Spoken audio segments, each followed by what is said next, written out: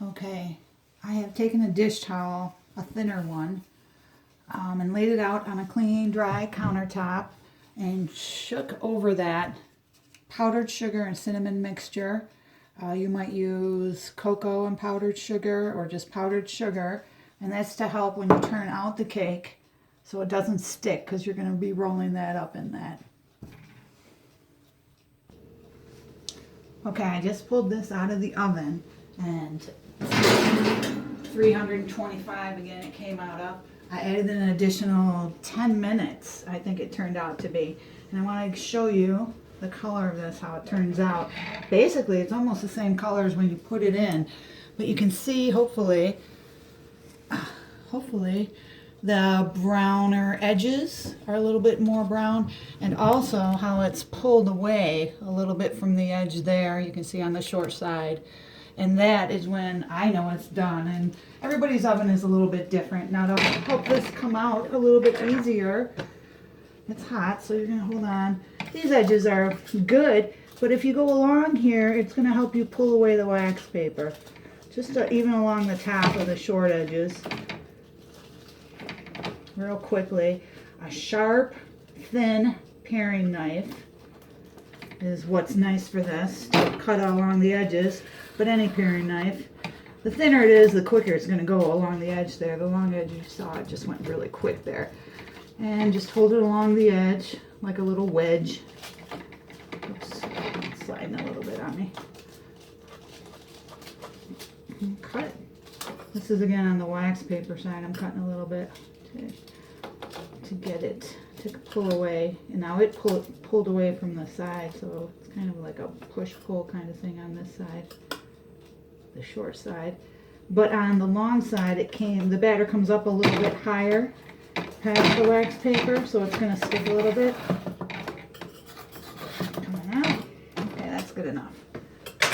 Turn this out quickly, because this is all done while it's hot.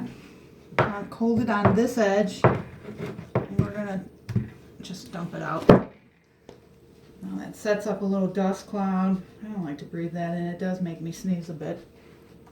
This should come out. Woo, hopefully. Hopefully you have a little edge of wax paper. Of course it's hot. There we go.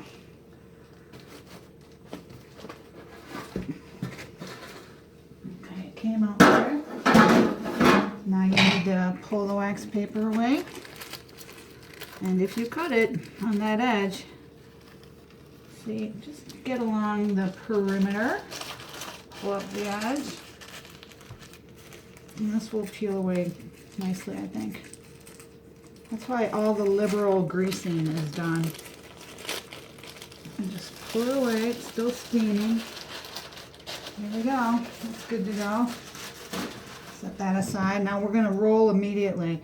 So I use where there's a longer piece of towel at this end. You're rolling it lengthwise, and you might feel it crack. Not a biggie, no big deal.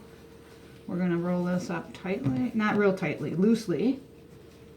About 2 folds, and you'll probably see a little bit of the edge there. Now set this on the rack.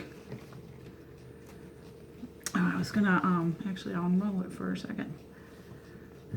It's okay, it's okay. Put a little bit more. Whoops, it's not going to come out with the cover on. Woo. A little bit more. It